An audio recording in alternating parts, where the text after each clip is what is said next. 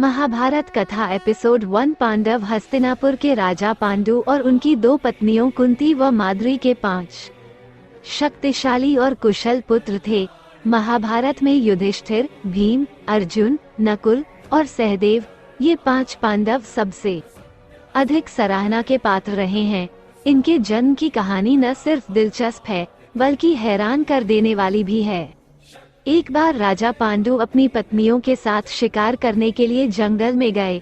राजा पांडु को वहां एक हिरण का जोड़ा दिखाई दिया जो एक दूसरे से बेहद प्यार करता था। जब राजा की नजर उस जोड़े पर पड़ी तो उन्होंने तीर निकालकर नर हिरण को निशाना बनाया और तीर छोड़ दिया।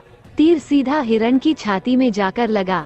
वो हिरण कोई और नहीं बल्कि हिरण के वेश में ऋषि किदंबा थे। उन्होंने पांडु को श्राप दिया कि वह जब भी किसी महिला के करीब जाएंगे तभी उनकी मृत्यु हो जाएगी।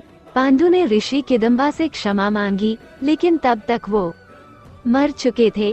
श्राप के कारण पांडु ने राज्य त्याग दिया और अपन पत्नियों से निवेदन किया कि वो वापस राज्य लौट जाएं, लेकिन उन्होंने मना कर दिया।